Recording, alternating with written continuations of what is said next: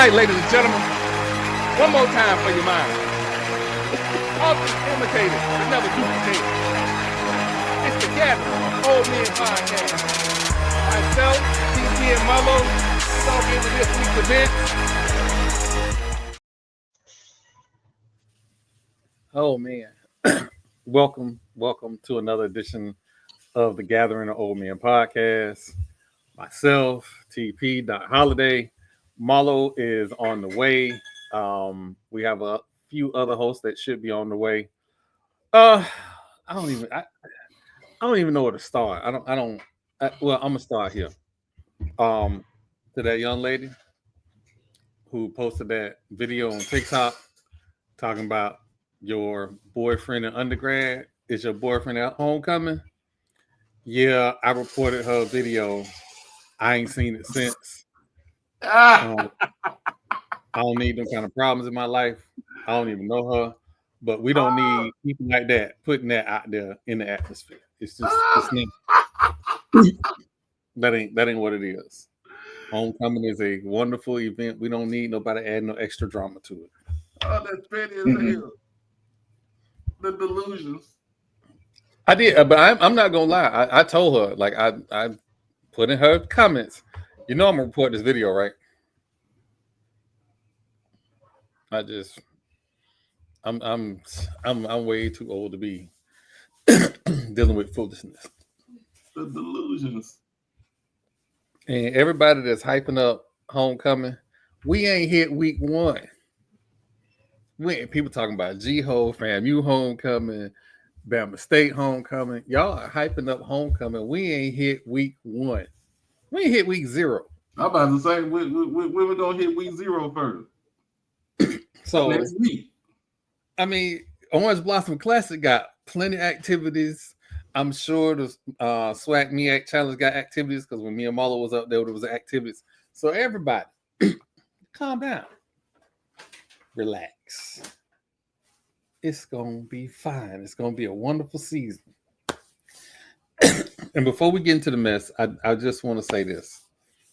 I know BZN was the one that kind of started it, but somebody posted on Twitter a graphic about FAMU winning more games than Florida State since 2020. And all I said was don't start. Ain't no BZN was like, pick a side. I can't pick a side. I can't. How am I gonna pick a side? I went to, in 1 year undergrad, I went to 2 homecomings, Kappa Luau, 5 other Greek weeks, Be Out Day, basketball games, and the other random party and networking events between FAMU and Florida State. Plus, I work at FAMU. I can't pick a side. I can't. That ain't in me. I love both. Yes, I cover FAMU athletics more than Florida State athletics. Y'all watch podcasts. Y'all know why. We not even gonna act like we don't know why that is. But that being said, so earlier this week, there was a post about an Oregon player transferring to Prairie View A&M. And I jumped on it not because I didn't know that was a fictional player, but because I thought they were talking about an actual player that had transferred into Prairie View A&M. Because remember, not that long ago, Prairie View A&M roster counted like 63, 68 players. And we've seen the videos. We can count. That wasn't no 60 players. And that turned into something different. It was already stuff going on, but that turned into something different. So I deleted my post because it got real confusing. So I deleted my response. And my new response was, what about them other dudes that's on the roster that ain't on the official roster? And I was told the roster's updated. And I've since seen a video of Coach Jackson saying that they have 100 and something players, and they had 30 something players in fall camp. So I I allow that to go. Meanwhile, in the background, there is I got some background. Meanwhile, Meanwhile, there is some haymakers being thrown by them D people and Prairie View A&M. I don't know what started it. I don't. I'm just an innocent bystander in all of this. What's Prairie View A&M mascot? What they The Panthers. Like the Tigers, right? Panthers?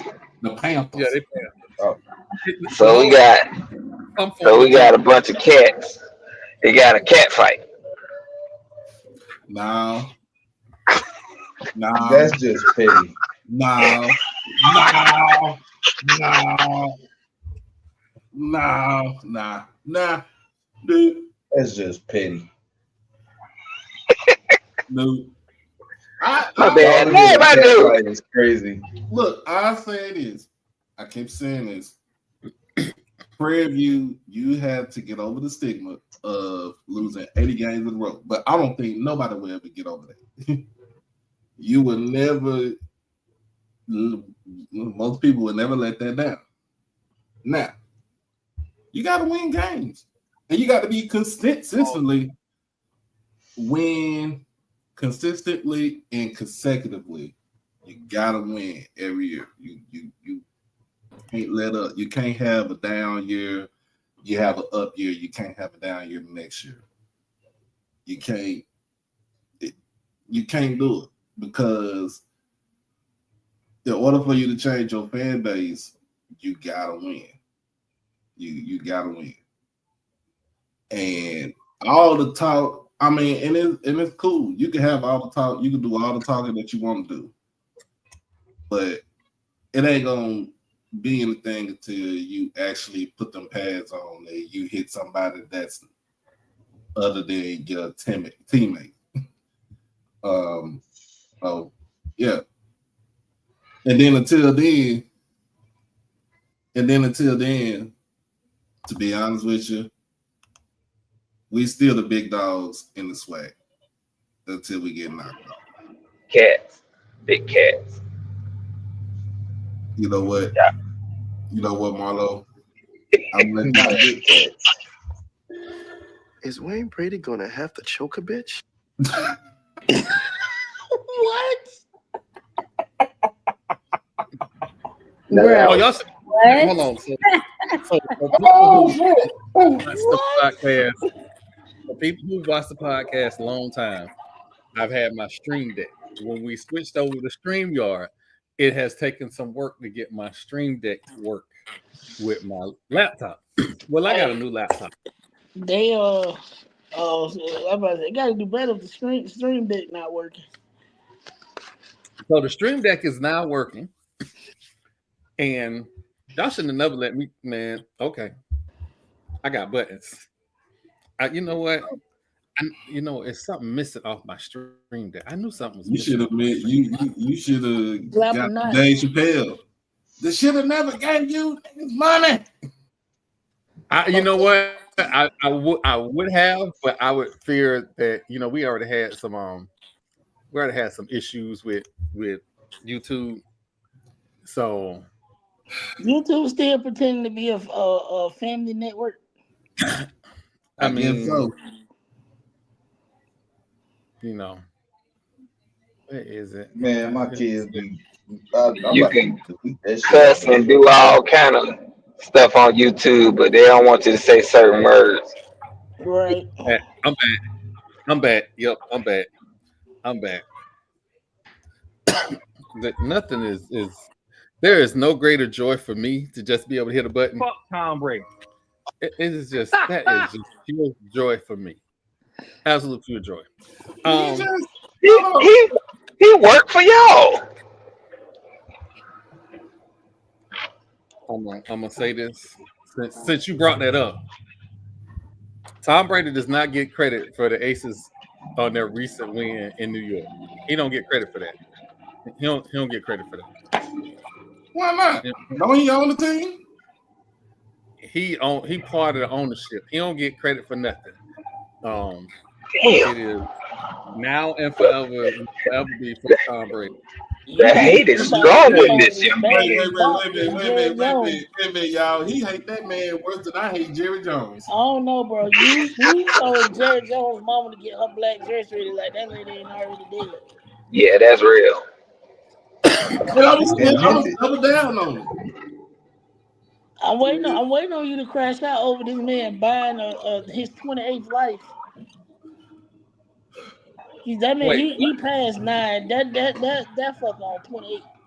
Listen, we talked about before we started the podcast the fact that Jerry Jones let the whole world know he had experimental research drugs to save his life because he had a melanoma. No, but what I was Stage 4 melanoma. And I ain't expand on it. I want to know how they gonna present their research now, because at this point, studies are supposed to be blind. You know what you gave them, so exactly. Hey, Melinda, don't that like invalidate the whole experiment? Well, first off, in Jerry Jones' defense, I'm gonna side with him, because had I been a billionaire, it's a lot of shit. Same thing too. Trying to save myself. What? I ain't gonna lie. I would do the same thing too. But Let me be a billionaire. Y'all want some funding? Fix it. And that's what happened. Basically, I you're don't gonna like be what you said, funding. Marlon's gonna be the owner of the Tampa Bay Buccaneers. Oh my gosh. Ooh, sweet baby Jesus. If that ever happened, it's gonna be some changes made around this moment. No, I do not need Jerry Jones to be the owner of the Cowboys. I need him to get his flowers and lie in a coffin and sell away back to Arkansas. You don't need him to be the GM. He can stay the owner. I don't need him to be any of them. Damn. I don't. You know what? I look. I'm still gonna stand on it. Yes. Put up my disclaimer. Ooh, we starting early with the disclaimer. I'm still gonna stand on it. Somebody need to go to where Jerry is from in Arkansas, unbury his mama, and get her to put that black dress on so we can bury him. Unbury his mama. That's crazy. Unbury his mama to bury him is actually diabolical. That is different. And I usually don't say that, but that you win on the level of hate. You win. Well, I told you. Wait, ain't you a Cowboys fan? I'm a Cowboys fan, but that's why he's saying it. That's why I'm saying it. If he I thought Troy hated his team. No, I don't hate my team. The person who so first off, we gonna clear some stuff up. I don't hate the Raiders. I hate Tom Brady. There is a difference. Both of y'all hate the ownership of y'all team. I mean, are you really a fan if you don't hate the ownership group at least once in your life? That is a very it's saying a lot about your ownership and the team you chose to rally around. If y'all continue to hate them, some of us was fans before the ownership group. I want to go ahead and make something known. If Hugh Culverhouse was still the owner of the Tampa Bay Buccaneers, Marlo would be trying to bury him as well. Don't let him fool you. I don't have to live that though. He had an expiration date. And it has come. I don't know. I'm really starting to believe that Jerry Jones is a fucking Highlander. And nobody said nothing wrong yet, Troy. Damn. That shit is Highlander. That motherfucker is a Highlander. That bitch he get older, but he don't look like he getting older. Like normal, people. He just that Let me rein this back in. Let me rein this back in because he might be a Highlander. Every week we get derailed by us. So, actual topic. Tennessee Tech announced a couple days ago that they are leaving the OVC. And there's also rumblings that there will be more realignment in the FCS, PWI universe. And of course, that sparked two separate conversations that they merged into one. Of course it did. The genuine conversation is, what about Tennessee State? This is a valid conversation because Tennessee State is in the OVC, and the OVC is kind of resembling the old Southwest Conference where you got all these Tennessee teams in the OVC. And if they start to peel off with Tennessee State situation with state funding as far as the school is concerned, basically the state looking at them like, don't make too many crazy moves because we're going to watch what you do. Is Tennessee State going to be in a position where they're going to be stuck in an unviable conference that Eddie George and the former athletic director both said was an issue? That's what it sounds like. That's a valid conversation. So I would like to. Wait a minute. Dr. Mike Allen is not it. I'm not. Hold on. I'm not sure. I think he's still there.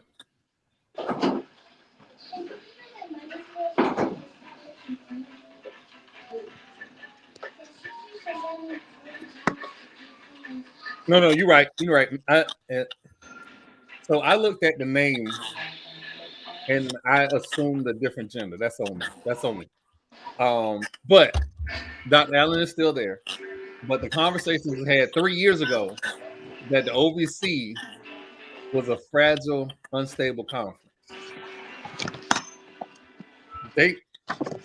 I don't know if Tennessee Tennessee Tech is a pillar of the conference. But they can't keep losing members, and they got an ESPN media rights deal. You know how them work, man. They ain't gonna keep watching you lose squads and y'all keep that same deal. I mean, either OVC gonna invite somebody or everybody gonna leave and the conference will collapse. Bad part is I think either way Tennessee State gonna be in a losing situation if that happens. And not because of Tennessee State, but everything to do with the state of Tennessee. Yeah. I made fries with. Yeah. I mean, people been begging Tennessee State to go to a black conference for the last 40 years. They're not going to a black conference. They're not going. They're not going. Just like Hampton and A&T not going back. They're not going. That's the conversation that should not have been a conversation, because it's cute to have that whole we need to be with our people. However, when you are making $160,000 just on your media rights deal per institution, why would you leave? Because I know who ain't making $162K per institution on the media rights deal. The MEAC. Yeah. So I ain't say that, MEAC folks. I did. It's been put out that the MEAC is making $30 million on the media rights deal. I'm bringing. Why don't they use some of that money to? Never mind. It's because they have the MEAC has ineffective leadership. That we about to say. No effective leadership means that you have 4 or 5 teams leave out of the conference within the last 15 years. Yeah. Yep. A&T left. We left. Them people in Daytona left. School, and then not even just that, like institutions just dropped. Winston-Salem State left. Yeah, Savannah North Savannah State. Carolina, A&T. Yeah. Yep. So what? In the last 15 years, they've lost 6 schools. Yeah, so let's see. What's that? So Really, no, yeah, really about 20 years. About 20 years they lost 6. Right? Fan, Bethune, A&T, Hampton, Winston Salem, Savannah State. Was Union? No, Union was always D2. Okay. So you lost 6 schools, but you gained 1 because Central came back in as a Division 1 because they were Division 2. They was in the CIAA. So,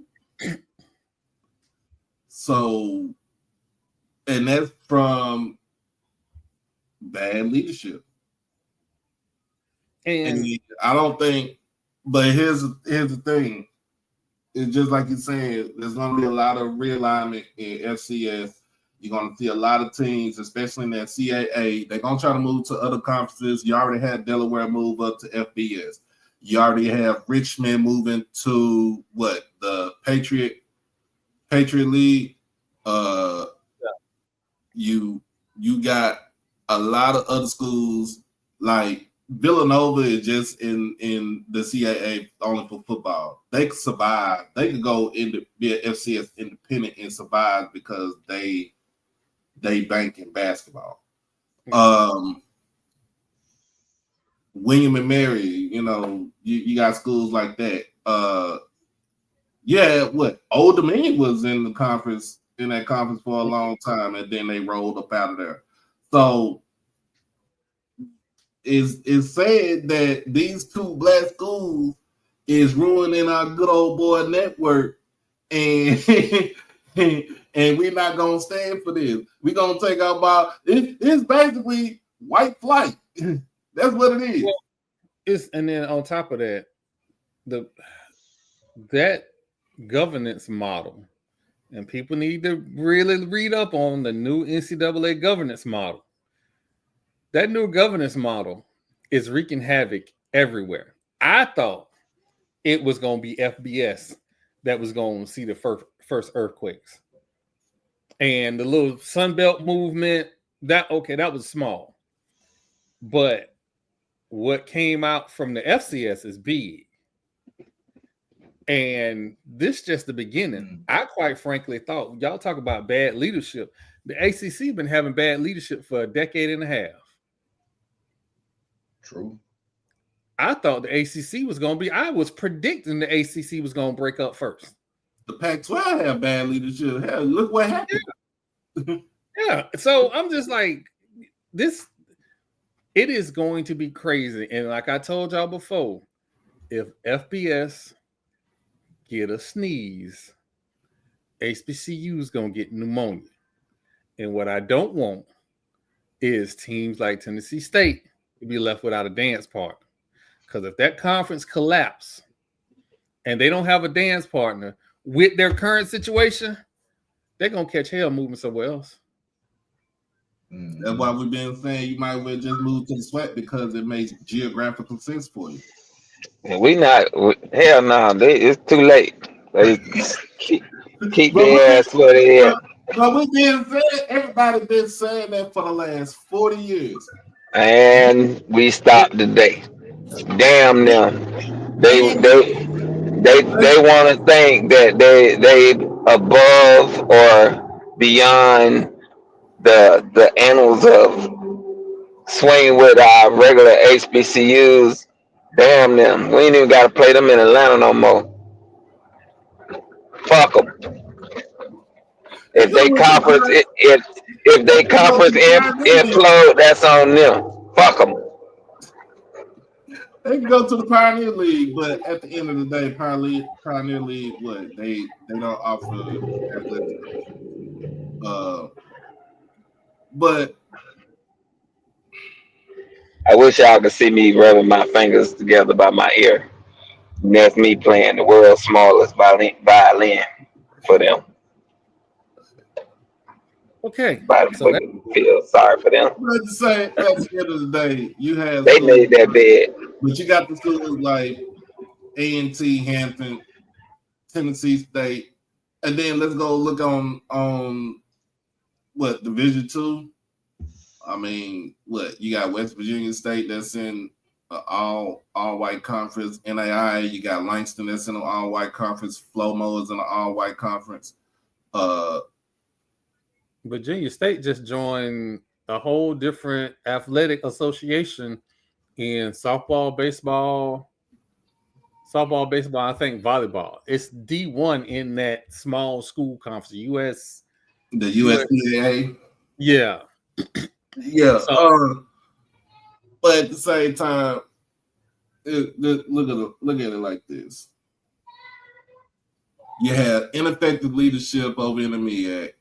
She ain't looking to expand that damn conference. She gonna stick with those 6 football schools and the 2 basketball schools in that conference. She didn't even ask if she wanted to get Chicago State up in there. And we know they're a predominantly black institution, but at the same time, I mean, yeah, it don't make no sense. But you know, the most of the reason people. But what was y'all reason for leaving the MEAC? Travel, right? Damn right. That shit was logistically dumb. The reason for y'all two leaving the MEAC was for travel because y'all two are the southernmost schools in the conference. Savannah State left because they ain't had the kind of money to stay up in Division I. Winston-Salem State did the same thing. They had the type of money to stay up in Division I. A&T, we looked at it, what A&T and Hampton saying, well, the white man's ice is colder, so we just gonna go up here. And then Tennessee State was an independent for a very long time until they got it to the OVC because it fit them regionally because it fits them travel-wise. So, like, if you lose a team, let's say, okay, you losing Tennessee Tech, big deal. But if you lose a team like UT Martin or SEMO,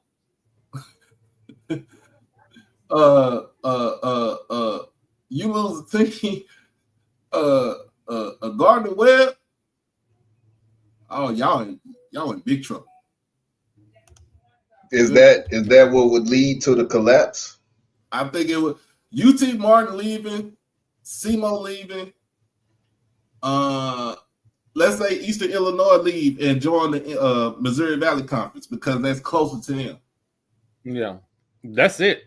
I think if you gotta look at it from the standpoint of if I know teams are leaving, who can I bring in that might end up doing better than what we was before? See, they're gonna miss Lawrence because going to the SoCon. You got them schools leaving, and let's just say, let's put it like this: you had Eastern Kentucky up in that conference, they gone. You had Western Kentucky was in that conference for a long time. They went up to FBS. But like I said, you got Tennessee Tech, you got UT Martin leave. If you got UT Martin leave, you got Tennessee Tech leaving. You got if you get Eastern Illinois going up out of there, you get SEMO up out of there. Hell, if you get Lindenwood, and that's in St. Louis, if you get Lindenwood up out of there, that conference is in trouble. Charleston Southern, Gardner Webb, who else? Western Illinois. They could join the Missouri Valley Conference if they want to, because it fits them geographically. It is. It has to make sense because the teams that are leaving, they're leaving because they're not getting the exposure that they feel like they deserve.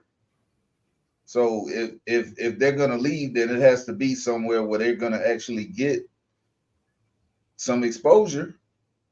And then you got to look at replacing teams that you know are leaving. Like you look at what the Big 12 did. The Big 12 knew that Texas, Oklahoma was leaving. Those 2 biggest schools in the conference. And instead of facing collapse, they brought in other talented schools and try to rebuild.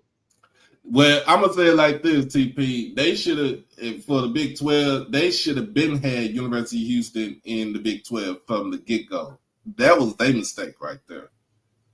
After the Southwest Conference. After the Southwest Conference dissolved, Houston should have been in the Big 12. But that was back when the Big 12 had 12 schools. Yeah, but what I'm saying is that was a thing. But what I'm saying is that University of Houston had a lot of clout, but they should have, and they had a lot of clout, and they was coming up on football, but their thing was basketball. They should have been in the Big 12. You're talking about a school in the second and third largest metropolitan area in the United States, in the third biggest city in the United States. I'm not taking the most egregious thing about, and I'm going back to the realignment of the Southwest. I mean the destruction of the Southwest Conference. When Arkansas left, that pretty much ended the Southwest Conference. It killed it. After that happened, and all Arkansas did was go to the SEC and they head kicked in every year since they left. But they were better.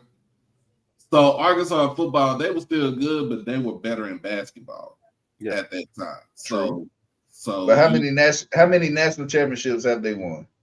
One. They just won one. They won one. The head coach. They could have won two. They could have won two if they would not lost to UCLA. Yeah. Mm-hmm. But my whole thing was, when the Southwest Conference collapsed, that Dallas TV market with SMU, that Houston TV market, those markets should have been capitalized on some big conference, whether it was the Big 10, the Big 12, or the SEC. They are now, because you now have TV people in positions of power in conferences, them people looking at, hey, we need the markets. It is a reason. That's the reason why the ACC had went and got SMU. It is a reason why the Big 10 been flirting around with Florida State. Ain't no Big 10 schools in Florida. And USF. Dear USF fans, let me go ahead and tell you this right now. Hell could freeze over 5 times. Y'all ain't going to the Big 10. Nobody cares about your A or AA accreditation. Nobody cares about that. They don't care. The brand they want is Florida State. They was feeding Florida State information to break their grant of rights. They was feeding Florida State information to basically win that lawsuit. Florida State going to the Big 10. But I just want everybody to know that nobody is pushing HBCU teams, the HBCU conferences. That is not my goal. My only goal is, hey, get paid. Because $30,000 for a media rights deal in 2025 is insane. And ESPN only broadcasting 38 OVC games a year. That's crazy. You know what? So how many games are they broadcasting for Missouri Valley Conference?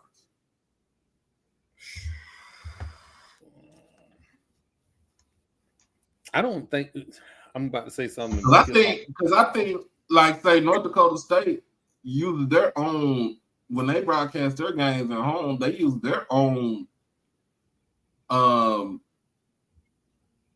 affiliate.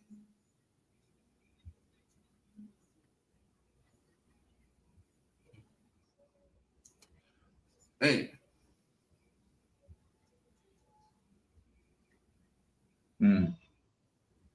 Now you got the new look. You got the new look Pac-12.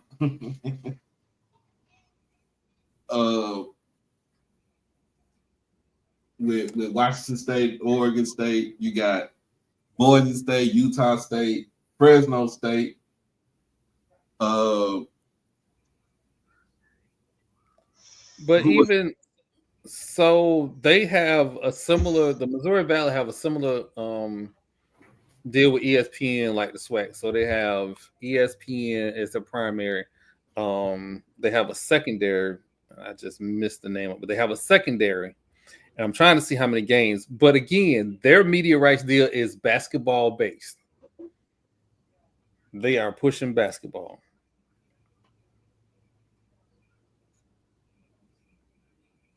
Yeah, it's basketball based, but it doesn't tell me how many games. So there's assuming they probably take 15, 20 games. Hey, Lawrence, I'm not paying $30 to even watch a PLE from WWE on ESPN. Why the hell would I do that?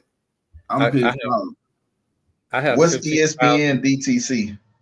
That's their new streaming service where you get Disney Plus because they want you to get in for the kids.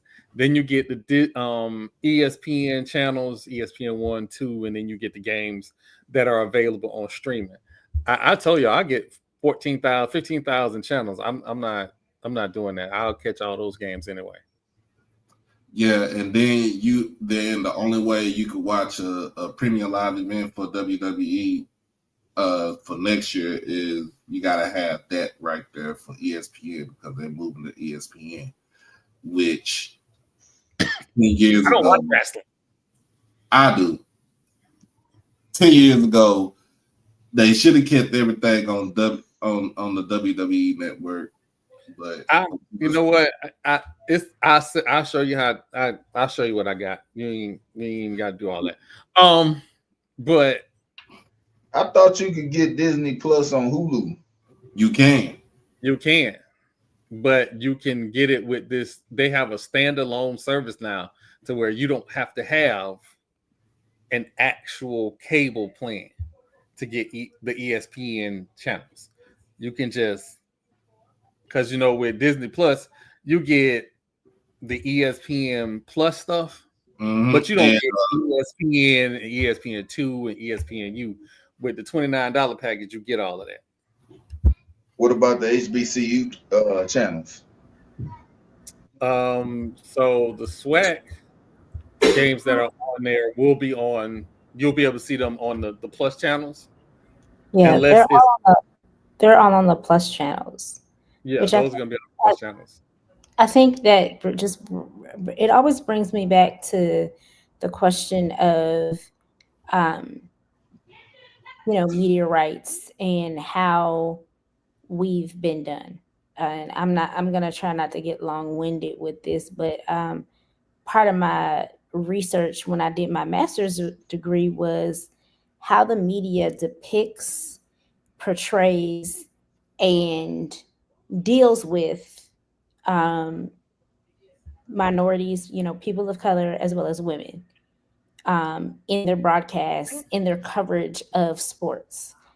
And one of the things that has always bothered me is that we have every demographic that you could want as a media outlet, as a broadcast crew, team, channel, and as a corporate entity. We have every demographic. You want someone with blue eyes, we got that. You want someone with kinky hair, we got that. You want someone that can't grow their hair, we got that. You want someone who has full lips, thin lips.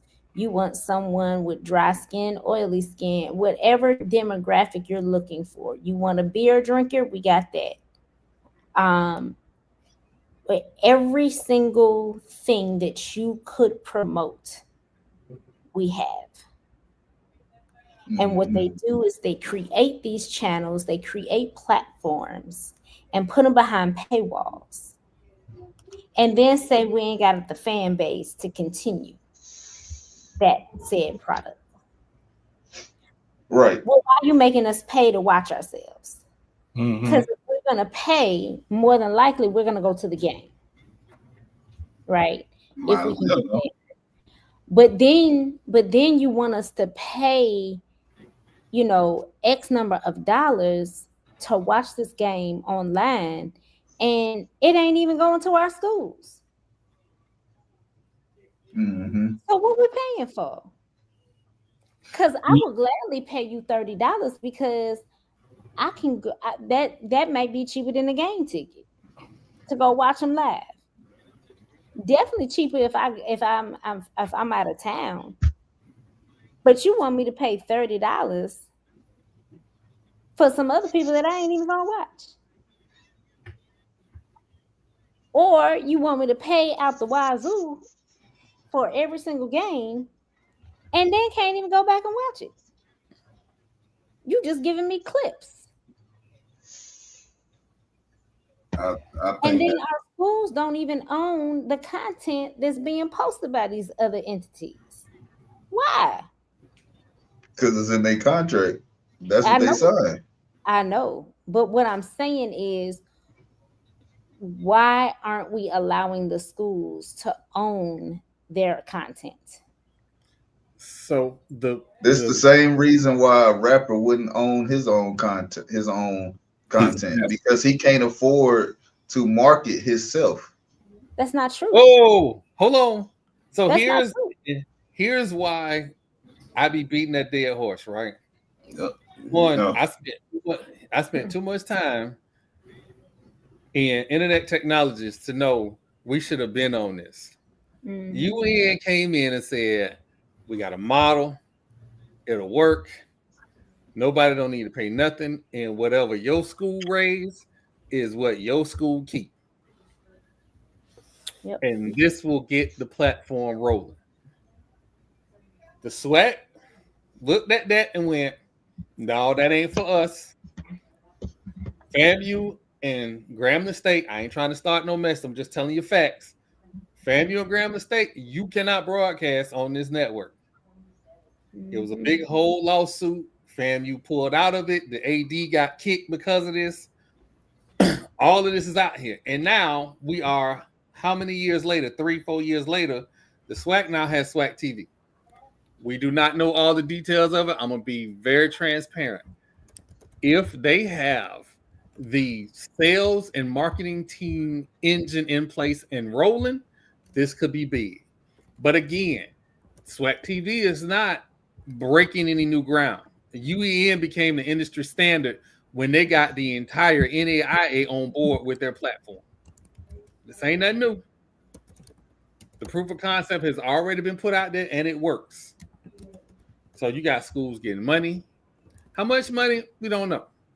But you got schools being able to determine their own determination on how well they do based on what they generate. You built $1 billion industry from a company that wants to give you $7,000 per event. It costs more to move the goddamn band than $7,000. But again, I'm gonna get off my high horse. We got SWAC TV. Change is coming. I don't know what the MEAC got going on. I ain't heard nothing. Whatever their deal is with ESPN, I believe it's coming to a close soon here. I think in the next year or two. So they're going to also have to make some moves. But again, long win, the changes got to be made. I will say this, though. We're going to take a quick break, and we're going to come back to the disrespect segment. I seen something online that really jammed my Glock. I feel like I need to talk about it. I jam your Glock, bro. Jam my Glock, dog. Jam my Glock. So I think we'll jump on some little strip club etiquette, and we'll be right back. Strip club food etiquette, and apparently I got socially profiled at Hotel Derek. But let's get none of there. Is it a such thing as strip club food etiquette? Yeah, apparently. Yeah. You cannot go into a strip club that specializes in seafood. Oh, no. Contradictory sense, Some stuff ain't gonna make no sense. Some stuff is gonna some stuff is gonna go together that shouldn't go together, and it's basically just not gonna be a good experience for those who have come for the food or those who have come for the strippers, because they're gonna get confused as to what they smelling. So, Oh, that's a good way of putting it. I'm gonna put this out there again and say I have a problem with there being a special strip club event during Lent. Like, if I need my food and my strippers separate, I definitely need my religion and strippers separate. Like, I just you don't want the kitty pancakes. No, I'm good on that. I'm good on that. So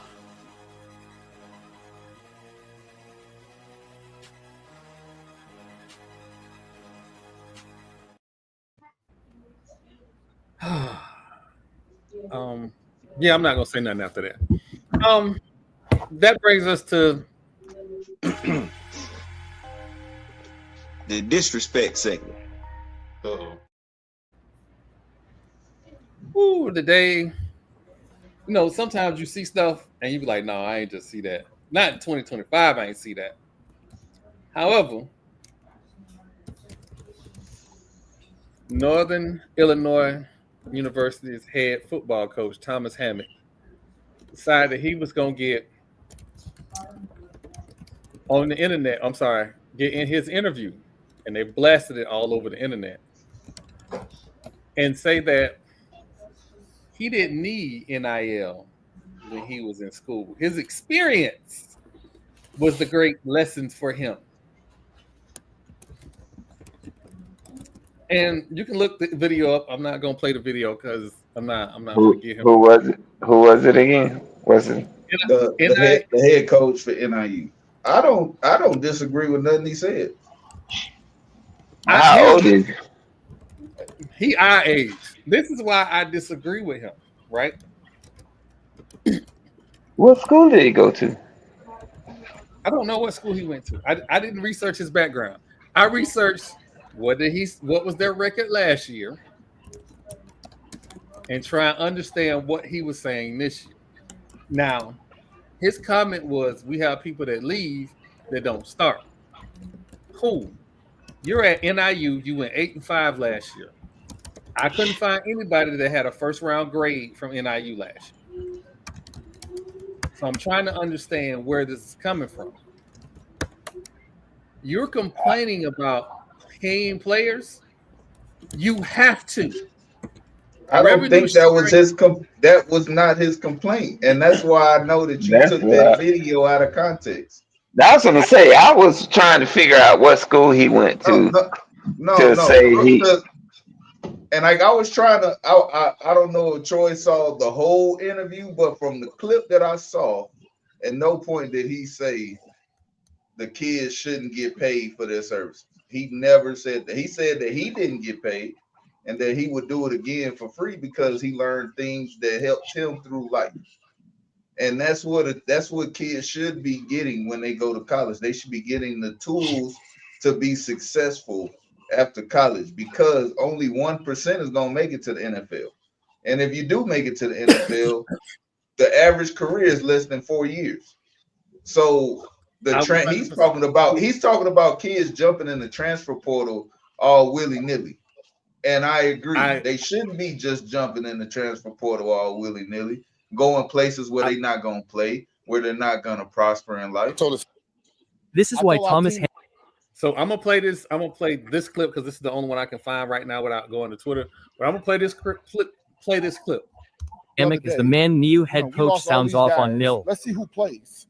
So it's all good when people put it on Twitter. Hey, all glory to God. I'm going in the transfer portal. Let's see if they play. How many of those guys gonna play or travel or get snaps? You know, I was thinking I was gonna tweet something the other day, a picture of me, and say, you know what? I enjoyed my college experience. I didn't get you can ever pay me. And I appreciate that because that is long term. People are losing the fact that this is short term. I coached in the National Football League for 5 years. 5 years, right? Don't lose focus of what the long term. Get your degree, learn valuable lessons that's going to help you in the long term of your life. That's the whole purpose. This is a transition from being a kid to a grown-up. And I hope people don't lose focus of that. Everybody's talking about everything else besides what is the most important thing for going to college. Because if you're going to college to go get a couple dollars, you might as well go get a job.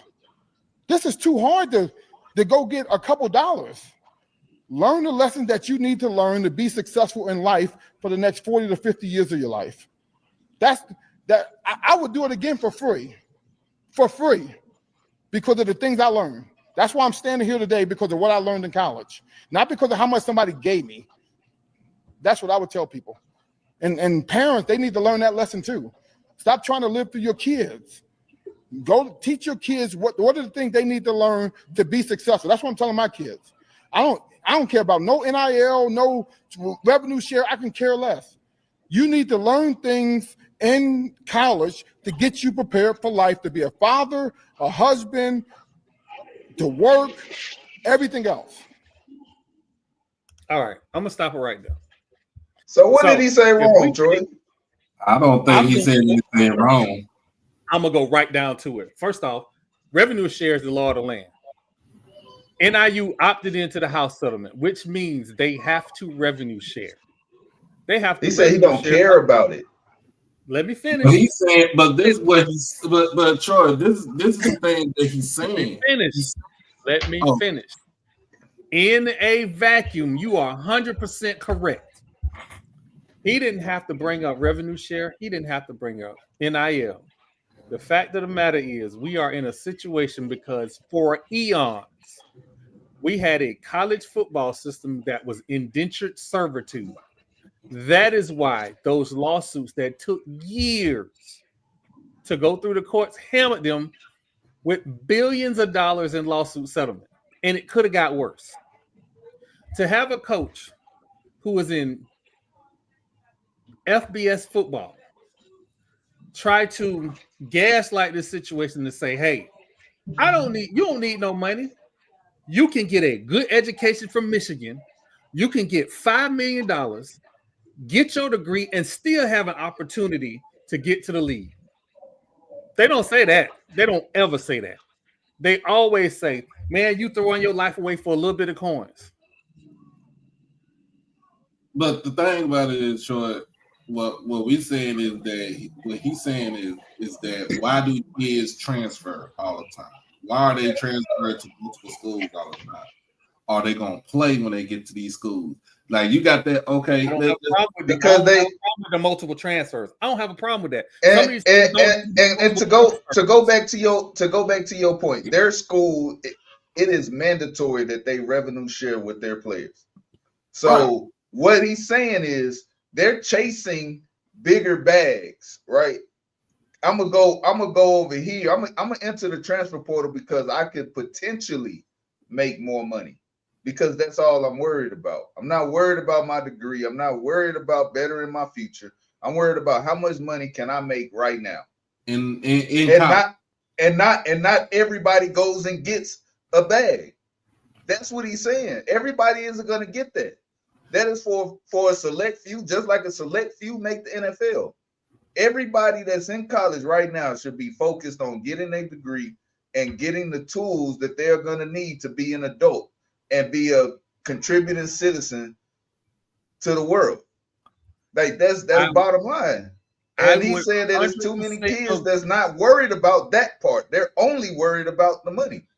I would 100% agree with you, with the exception of a few problems. One, these transfer portal kids, we still got over 4,000 kids in the transfer portal. We ignore the fact that once the house settlement, let me finish. Once the house settlement cleared, a bunch of them got pushed out. The ones that got designated DSAs, designated student athletes, were either able to come back or transfer without penalty in that extra window after the settlement was ratified. We ignore all of that. We got coaches that, I'm sorry, it's only a few. Because there are coaches that are saying, and I'll use another example. There is a young man at the University of Colorado that just got an NIL deal of a valuation of $1 million+ to promote a sports drink. That coach, in one side of his mouth saying transfers bad, NIL is bad, steady getting these players NIL deals. And another coach who was complaining about the NIL revenue share marketplace. Again, I agree. Some of these kids who are just willy-nilly chasing transfers without a signed deal, yes, that's a problem. The other problem is that you have coaches who will not accept reality, who was 8-5, who has not gotten their alumni on board with the new reality of college athletics. If I got to be the bad guy, that's fine. You're going to have to pay these kids. You ain't going to have to pay them $50,000. You may only have to pay them $15,000 for the year. You may only pay them $33,000. The average FBS NIL deal is still $33,000. There are few that are making millions. Very few. That's all I'm saying. If you look at the amount of kids that's in college right now, only a few are making millions. And exactly. To the point, you have a lot of kids that are in the transfer portal right now that don't have a school, and school is starting. Yep. They don't have a school because half of them got kicked out of their school. What about the other half that didn't even get picked up to begin with? Because they should never fucking travel. They should never transfer. But TP, they transferred. They transferred. I'm gonna tell you like this. I'll tell you like this, TP. They could have went JUCO. They could have went NAIA. They could have went Division II. They could have went FCS. They could have went anywhere. They could have went. And if they were already on scholarship, they should not have transferred, because now you don't have a scholarship. Now you're begging somebody to give you a scholarship, hopefully getting paid. Like I said, hopefully. They got to give you something because of the revenue sharing aspect. But at the end of the day, we got to be fair real quick. It is not just the SWAC. It is also the ACC, the SEC, and the Big Ten. Their rosters are not correct. There are less players that's in the transfer portal. This is college football nationwide. This isn't an isolated to HBCU. Oh, no. This isn't isolated to black kids. No, this is what I was saying. Right. What I was saying was that the roster, we don't know the exact number of players in the transfer portal, because there are players that are out of the transfer portal that are still listed in the transfer portal that are on rosters that are going to be probably playing week 1, because there's this new thing where I don't want to tell you all the players I got on my roster. There are schools with 140 freaking players, but they're gonna act like they got 80. I feel like this. Let's rewind this. Who was the person who actually sued the NCAA for name, image, and likeness? It wasn't a football player. Ed O'Bannon started everything. It was Ed O'Bannon. No. Why? Because he saw himself and he saw his likeness and his image in a video game, and he was not fairly compensated. He and other folks, because his name is on the lawsuit. It started with him. Here's the thing. Did he get fairly compensated for all that stuff? And that was 30 years ago. No. So, he got a chunk. He got a chunk because he was the original. Because his name was on there. But what I'm saying is, for those 4 years he was at UCLA, did he get a chunk of the jersey sales? Did he get a chunk of the no? So it started with a basketball player, but we ended up doing it for football because football is the moneymaker. You see how backwards that is right there? Because a basketball player, a former college basketball player, had the balls to go and file a lawsuit with the NCAA and say, "Give me what you owe." And it ended up going to football. because that's where your money is at. We have the football. But what Coach Hammock said, he said the truth. I'm gonna be. I don't get me wrong. It's some parts. It's a bits and pieces that he said that. That's all I'm saying. The bits and pieces that the bits and pieces had to put them together. Because for him, remember, he old school. He like just like you said, he our age. You know, he old school. So he's like, yeah, I'll go back to school for free. I don't care because that's what he's used to. Ain't nobody's not used to this right now. No, and nobody's not used to this. Like if you had all these boosts, if you had the boosters from the old Southwest Conference right now, and NIL is in play right now, these folks are still alive. These motherfuckers will be Birdman hand rub. TP, I mean, I'm sorry, Doc. They coming. I'm just saying, if you had the old school boosters from back in the 80s, right? Back then, you know what I'm saying? 80s and 90s. And they looking at the NIL, like NIL right now, it'd be Birdman hand rubs all day, every day. Because they guess what? They could build themselves a national championship team, or they could be like Texas A&M with Jimbo and piss it all away. What's the Barstool Sports dude, Portnoy? Yeah, Dave Portnoy. He said he had enough of Ohio State. He got on a Zoom call with big money Boston dude. And with big money boosters and said, enough. He's finna get a dude. I don't care about him. I'm just saying. He went to BC. I do not care about him. But BC ain't gonna no, he did this for Michigan. That's what I'm saying. He did this for Michigan. He put together the collective to get that money to Michigan so they can start grabbing players. All I'm saying is this. And it had, and I told, I'm not gonna lie, I told Tashi, I told Ash, I said, because of my age, I'm the Facebook alumni age group. It's hearts and minds. At some point, we're gonna have to get the Facebook alumni to buy into this new college reality. Because that's where it is. People our age going, you know what? Maybe we should. You talk about that, man. You got to go all the way back. We tell them, we all tell my age. You got to go all the way back to College Club. You got to go all the way back to Black Planet. You know what I'm saying? Because we got people our age on Facebook going, because all they hear is that they in the echo chamber of Facebook, and all they hear is, oh, these kids getting $5 million. What HBCU kid getting $5 million? We talking $5,000, $10,000. But I think also there's not a realistic view of what's going on, right? There's a far cry between what a Power 5, Power 4, whatever it is now, it might be the Power 2. Who knows? They done changed so much, right? But you're right. Power 2. Right. Part of this whole dynamic and changing landscape of sports is that it reminds me of politics, right?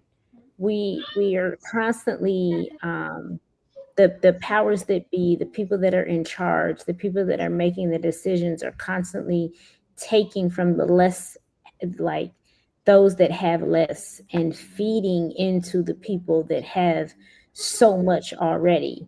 And then we look at the overall landscape of what's going on and saying, well, why do you need this? And why do you want that? Because we've already given you X, Y, and Z. No, you've given it to the people that already have.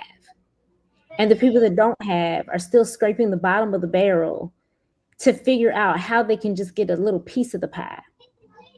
And I feel like that is what athletics has become. And this is not an all-inclusive trip around the sun, right? This is the Power 2, Power 1.5, that has dictated how athletics is going to operate.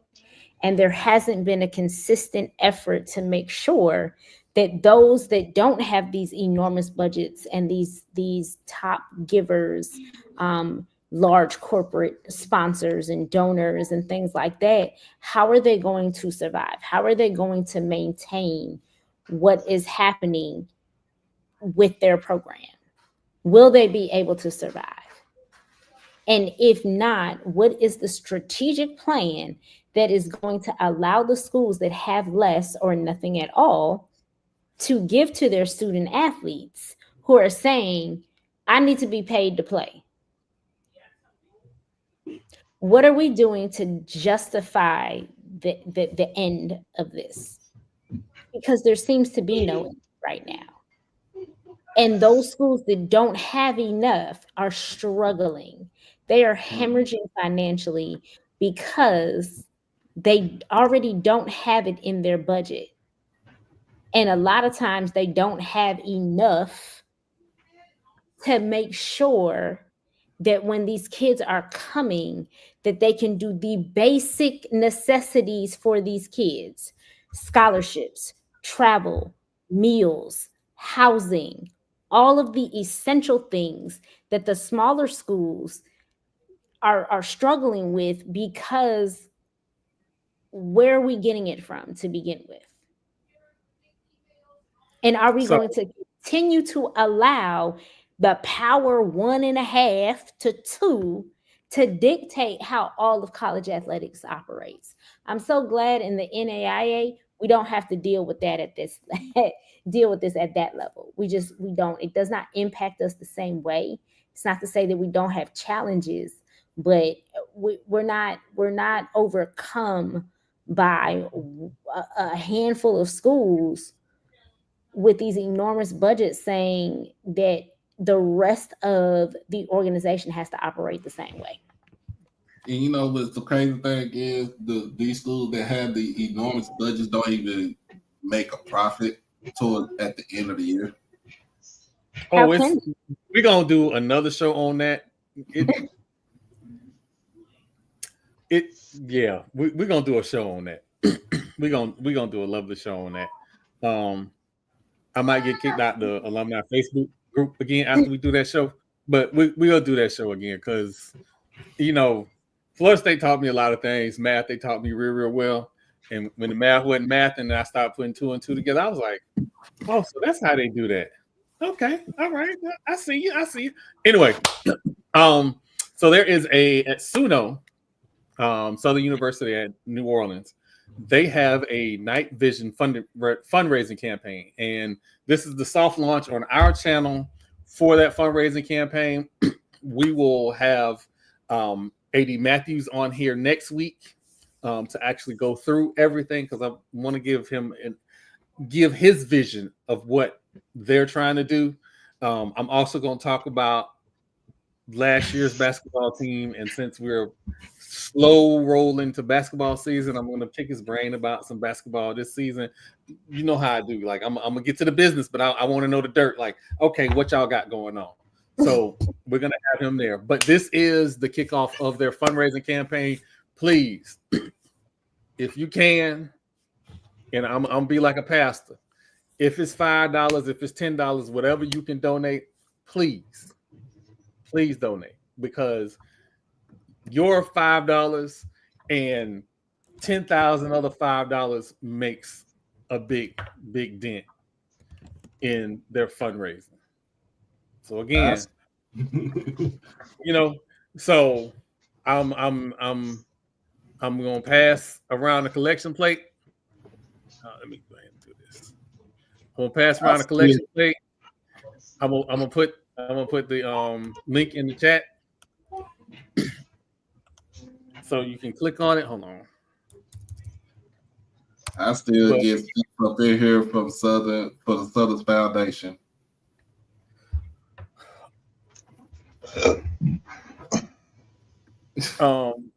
Man, speaking of fundraising, I get, because of the Johnny Black campaign, I am on a lot of people's mailing list, and two schools I'm a shout out, without a doubt. Two schools that make sure they know that I gave my little coins, and if I got some more coins, I can give some more.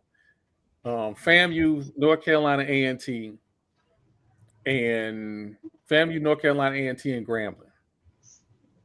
Jackson State, they hit me like every other month. Maybe they don't like me no more. I don't know. But consistently, every week, A&T, Grambling, and FAMU, I get them messages. So again, I love the marketing to try and raise that money. Let you know we need to bring on here. We're gonna bring Dave on here to talk A&T football because the delusion that come out of his mouth is so Who is that? Dave. You know what? So here's the thing. Him and Markham, Emmett Banks. I'm gonna say this, and I mean it.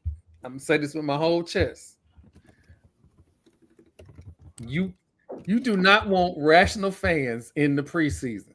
These season tickets got to sell. These jerseys got to sell. This fundraising got to move. I'm not gonna be no rational fan before the kickoff. It is Florida State by 10. I don't care who don't like it. Like I said, I don't want no humble pie ass quarterback. And it don't matter how big my quarterback is. It don't matter. Just know it's Florida State by 10. So you and your little surfing elephants, you're going to surf in the Tallahassee and you're going to limp out. That's all I got to say. Hey, you don't like what I got to say? Get your Alabama podcasters the better eyebrow.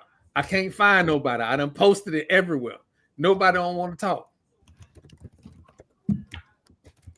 I say go on and get Dave, Banks, and Lionel. Three of the most delusional people that's on HBCU sports channels. You know, I mean, nobody can be more delusional than Marlo about his Tampa Bay Buccaneers. So I'm cool with it. I'm definitely cool with it. I'm definitely cool with it. So, you know, we talked a little bit around football. There are quarterback battles around the SWAC that nobody wants to talk about. And there was an announcement. Who announced their starting quarterback? Somebody announced their starting. Southern announced their starting quarterback. Jalen Woods. Which made sense that we saw Noah Bodden at Edward Waters College, which is an interesting transfer. Let's put this in perspective right here. So Noah Bodden comes from New York. He's a city kid, right? He was brought down to Grambling by Bruce Eugene. Shout out to Bruce, right? To try to get a QB spot at Grambling. Hugh Jackson, I don't know if he fumbled that or whatever, but he fumbled it. You know what I'm saying? What he does with he goes down to Southern. He had a chance to start at Southern. He did start some games at Southern, so he does have some tape at Southern University. He got outperformed by a redshirt freshman. Is Jalen Woods a true freshman? I think he was a true freshman last year. I think he was a true freshman, yeah. So you got outperformed by two freshmen last year. And now you transferred not to no FCS, not even to FCS, like a Pioneer League team or whatever. You transferred all the way down to Edward Waters University, a Division II school. I want to make a statement, and I love the way that you said transfer down. I feel like in a lot of ways we needed to take that out of our vocabulary, because I think that is why there are so many kids who are banking on the transfer portal, right? Because they believe that the only way they can be successful is by playing D1. And a lot of our kids are not D1 caliber student athletes. And they could actually do very well and even better by playing at an NAIA institution or a D2 or a D3. I don't like D3 because they don't give scholarships for athletics, right? Their focus is solely on academics. So you can get an academic scholarship, I believe, but you cannot get an athletic scholarship. But from me, transparency from me. You never heard me say anything about any level negative except for coaches. And I don't want to. I'm not saying it as a negative connotation, but I'm just saying the way that his name was blown up when he first got to Grambling from New York City to where he is now, because he's done got outperformed at one school by Southern by two freshmen, and then also he was led astray by one head coach in Hugh Jackson. Remember, he came down there. He came to Grambling when Fobbs was the head coach.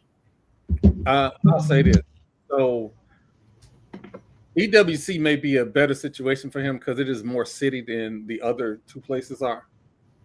So it is definitely a more city place. I'm not sure why Marlo hasn't chimed in because that's his uncle's school. Who we really, you know what? We really gotta get his uncle on here since he's the president of. I have to be politically correct when I do it now. He's the head of the Alumni Association. I'm sorry, head of the Alumni Association. My bad. So we got to get him on the show, but I think Jacksonville is more city. You know what they used to say about the guards from New York? He's a city guard. I think he's more of a city guy. And EWC might be a better pace. Oh shit, I forgot what EWC is.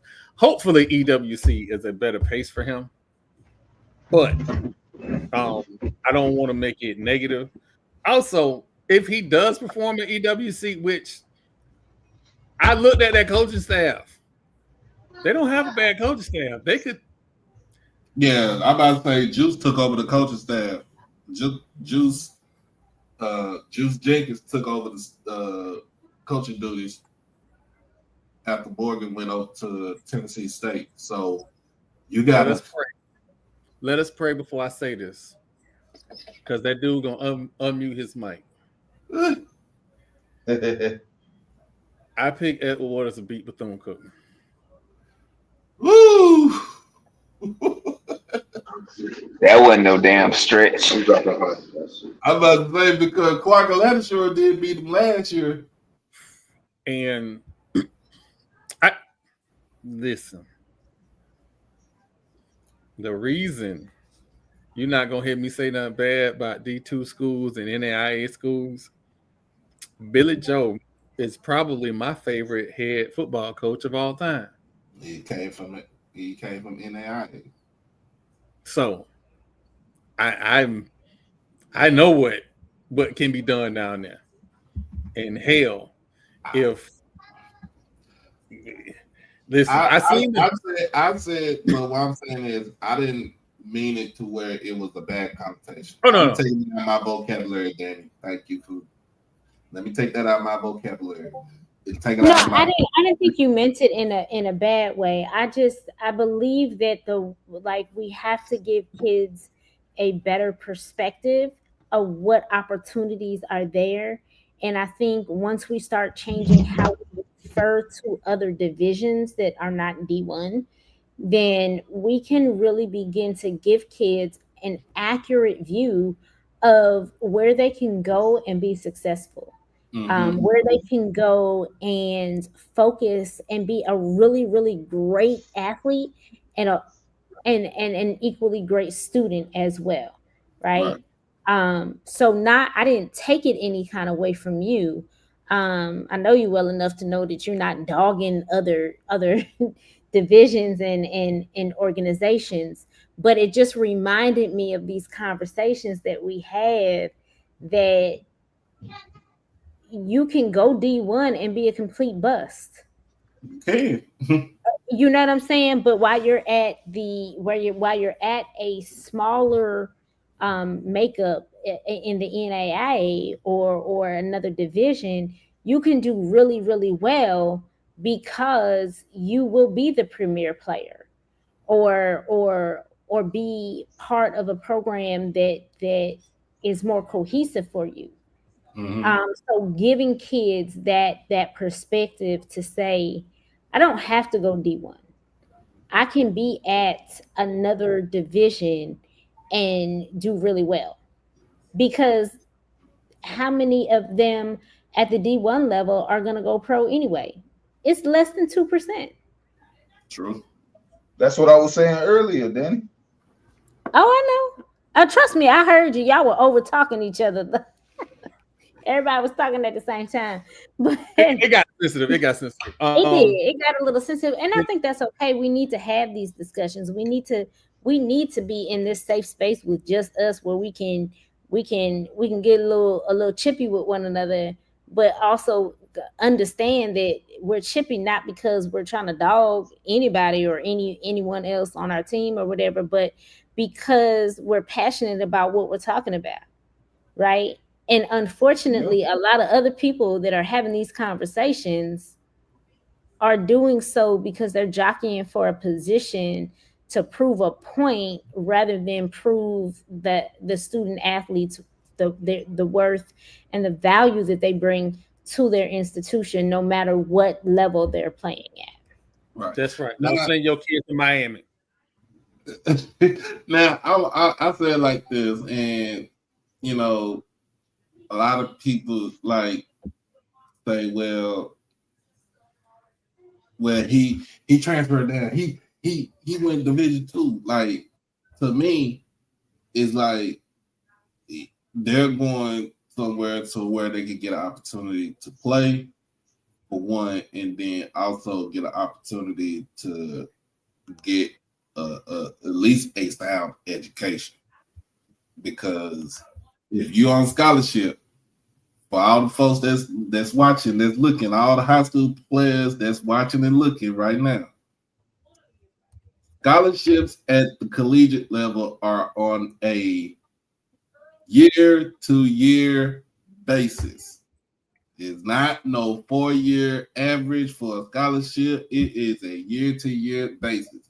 So if you don't have the grades at the end of the spring semester, you can kiss that scholarship goodbye. And then you're gonna have to pay out your own pocket. So it is imperative for you to go to class, be attentive, be productive. That's the whole thing about it. I'm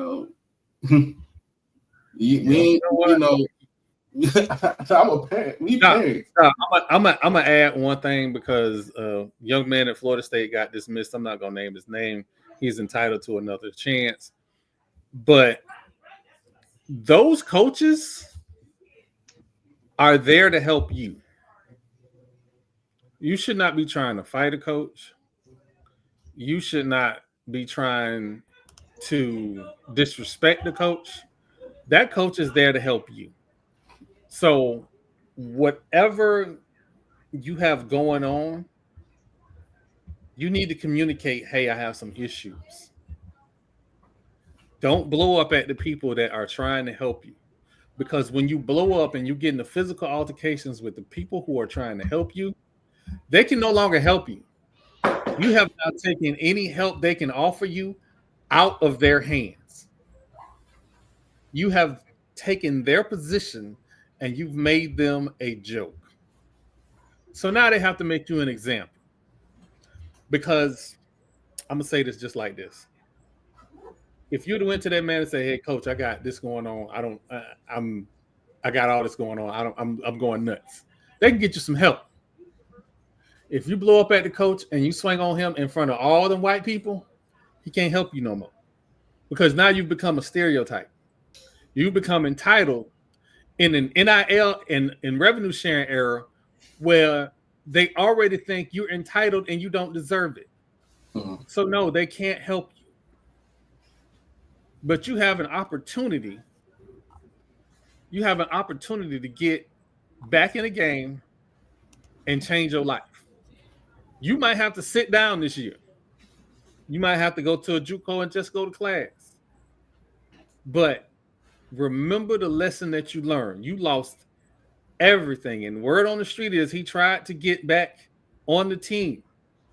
And Coach Norville was agreeable to him being back on the team. But you have an entire new defensive staff that have to establish themselves at Florida State. And that defensive coordinator could not allow you to be back on that team. It is okay to ask for help.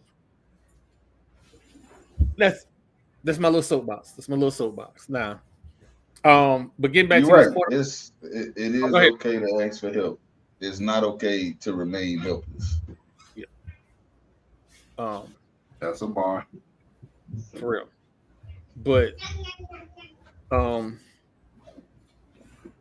I know we got a little derailed on the quarterback discussions. There are a lot of quarterback battles going on in the SWAC. There's one going on at FAMU. I'm not gonna sit here and lie to y'all no more. I know I got about a 90% idea of how that's gonna go down. RJ Gibson. No. Oh shit. Pretend I ain't say that. I don't know nothing. But it is a battle. It's a battle. It's a closer battle than I thought, but it is a battle. I don't know what's going to happen in Daytona. I haven't heard any words. I think Cam Ransom's going to be the starter. I mean, if you was named second team All SWAC preseason, you're going to be the starter.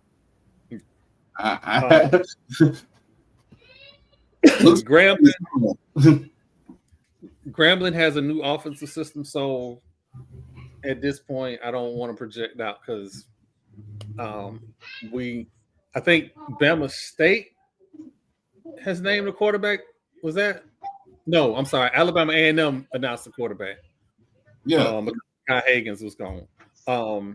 And my hearing is because I think Ty said it that it wasn't even that close of a battle anyway. So I think whoa. Time out.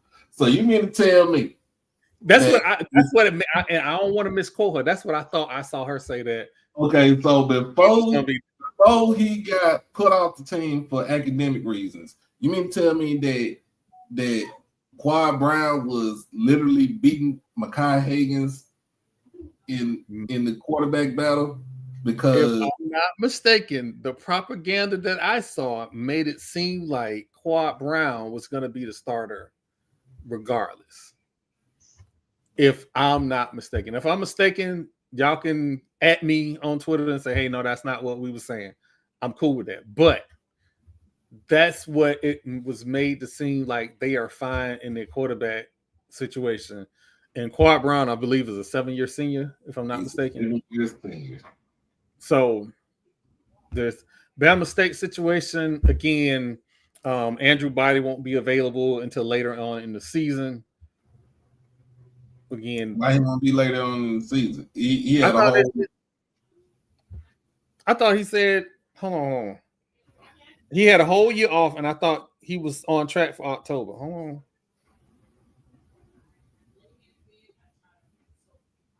It was his shoulder again, right?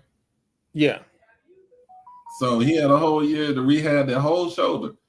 He better be the starter week 1.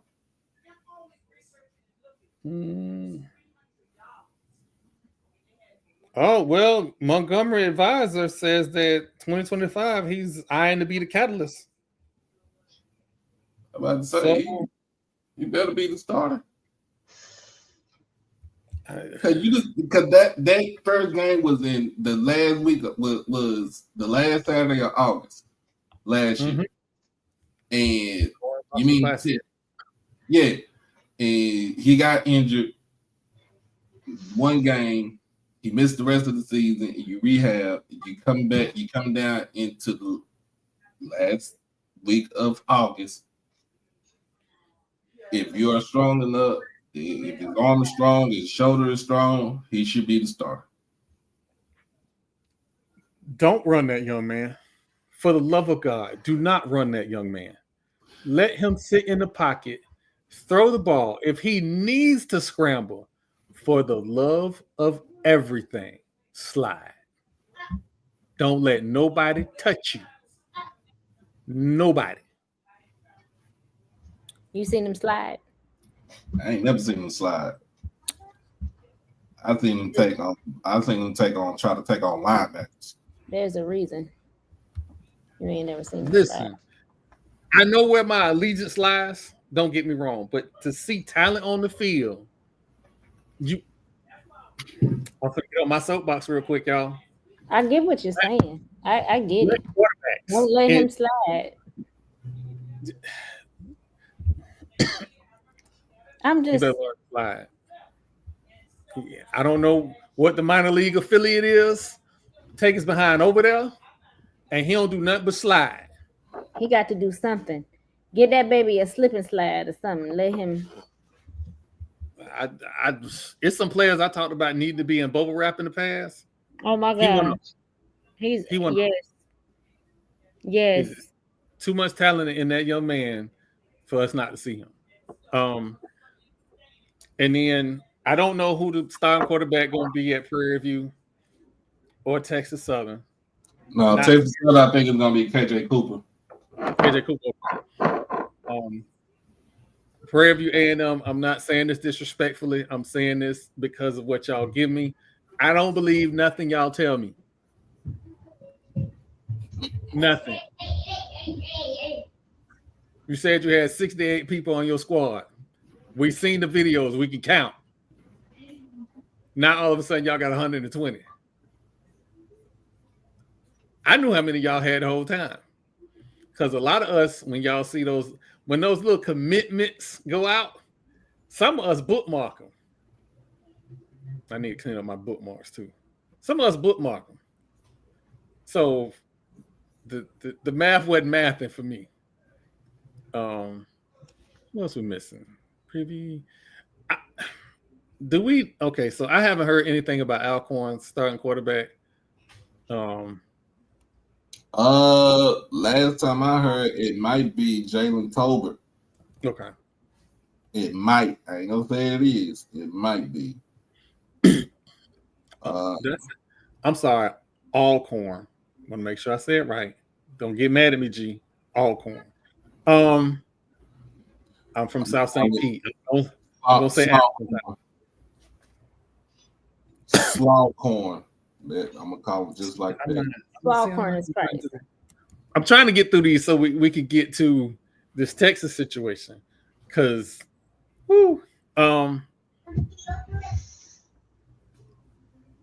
Alcorn.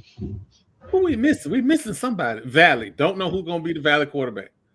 And listen, if you are a football player at Mississippi Valley State,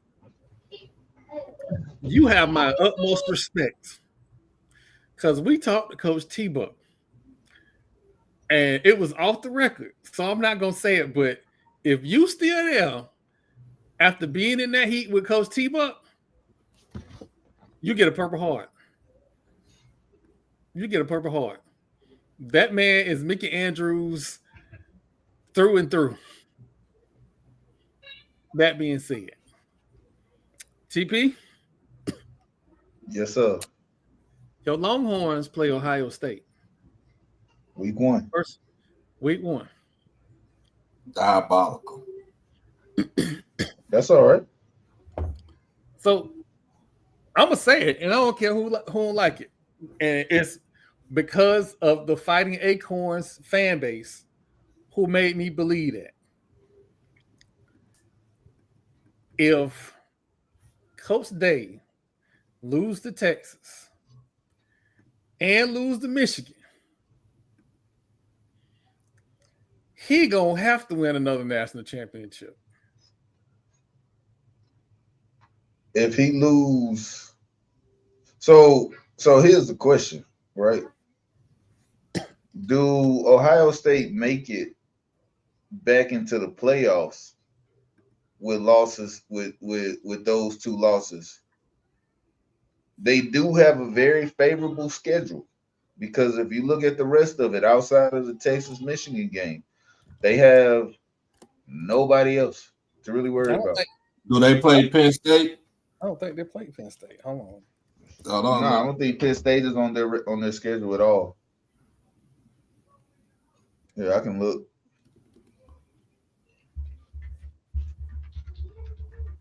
Yeah, they do. They play on November the 1st. But they playing right. Columbus. Yeah. Okay. So, and what do we know about Penn State? They fold. I'm looking at their schedule. They do have a more favorable schedule. The only game that they got that's one of the harder games, other than Michigan and UT, is the Penn State game. And if they lose all three of those games, they don't make the playoffs. They don't make the playoffs. They can't lose to Penn State and make the playoffs. No. No, and if they win, and even if they, let's say they run the table, right, and they beat everybody else, but lose to Texas and Michigan, they still have a chance to make the playoffs, because they'll still be in the conference championship game, because that would be only one conference loss. Right. They don't play Oregon. They don't play they do got UCLA. Trash. They don't play Michigan State. They don't have Indiana. They do got Wisconsin.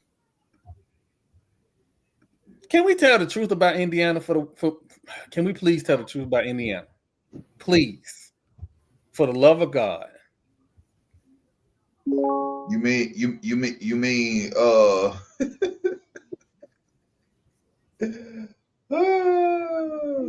the Indiana what school did those kids come from again? James Madison. That's James Madison Part 2. They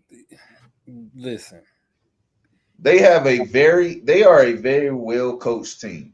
Now I watched Indiana's games last year, and what I saw was technical football on all levels. Mm-hmm. You can win a lot of football games just based on that. Based on your players being where they're supposed to be. But when you play teams in the upper echelon of the Big Ten, and it's only really 3 schools that have physical talent, your Jimmys and Joes got to be better than the technical sound kids. That's where Indiana runs into the problems. And I'm not just bashing Indiana. We've been waiting. I'm 52 years old. I have never seen Iowa in a national championship game. Never even heard of it. That's another thing Ohio State not playing either. They're not even playing Iowa. And that is Charlie has a whole team. I don't know if our show format matches with what his team sees, so I'm not optimistic on that. I'm just being transparent, but I did send it out. So hopefully, God works in mysterious ways. Let's hope Charlie get on the show. But anything else I missed before we start wrapping up things? Let's see. What else we got? The Delusionals. Man, I was trying to. You know what? I'll let you handle that in your FaceTime. I'll let you handle that. I will let you handle that. Let's see.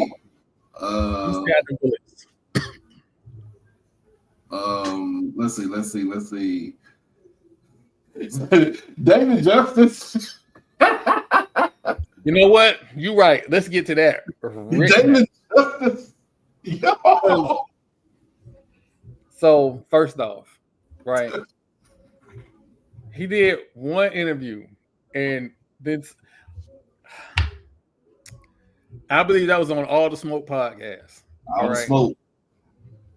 So before we get into this, there was some lies being told that we need to correct before we even get into this. David Justice played for the Atlanta Braves in Atlanta, Georgia, in the height of the Atlanta Braves run.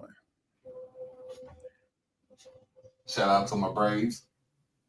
I was broke, poor, and hungry and had women.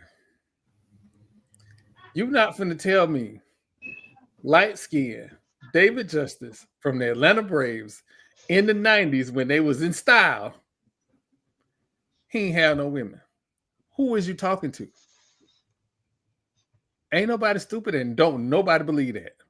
That being said, that man said that him and Halle broke up because he could not see her as a woman to cook and clean and raise kids because she said she didn't want to have kids at the time. Okay, cool. That's what you said. And he said that after their split, he didn't have because he was just an athlete. He didn't have a media machine behind him to slander him. He didn't say slander, but if you listen to it, it's basically what he was saying. Listen, I am but a mere mortal. If I was in David Justice's body in the 90s, I would have been in the streets too. I also wouldn't be, what is this, almost 40 years later? Revised David Justice and Halle Berry. 30 years. 30 years later, revising history. Old hoes have to own up to being old hoes.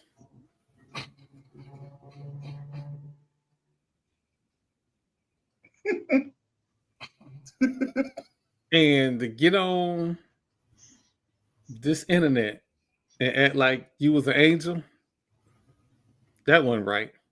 And the whole stuff is just the light stuff.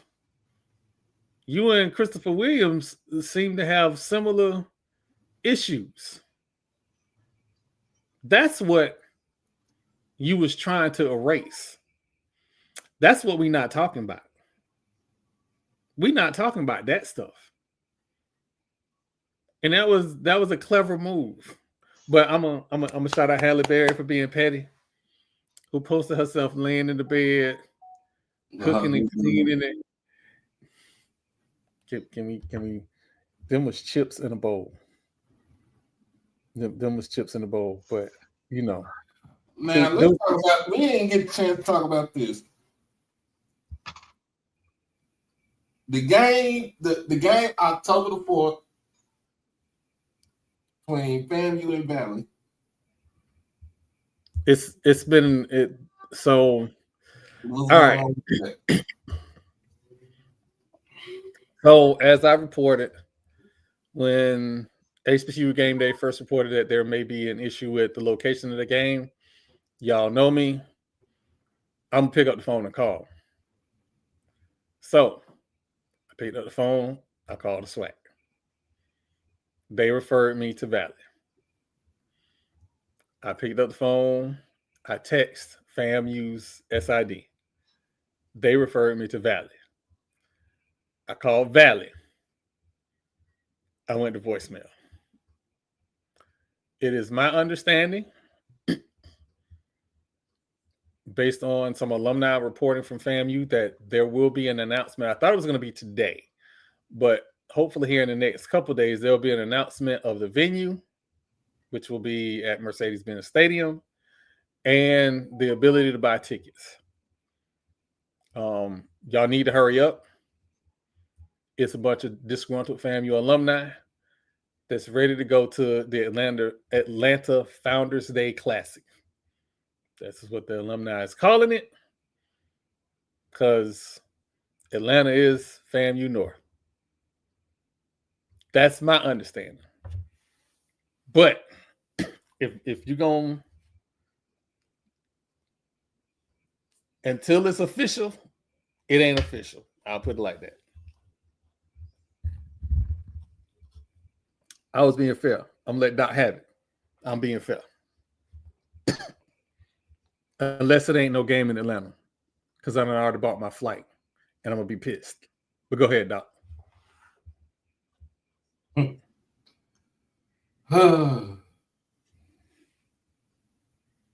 What I'm talking about? Atlanta Classic. The Atlanta Classic. You know what? I know Valley just got they just got their AD last month. But this should have been settled months ago. Even when George Ivory, who at that time was the interim AD, should have had that taken care of. Valley, it's time to get with the times, man. It's been time to get with the times. It is time to modernize. It is time to come into 2025 and not 1925. Let's get. You gotta get on the ball, get on the right track. And I'm not saying anything bad about you, but it's time for y'all to. It's been time for y'all to come into modern society. For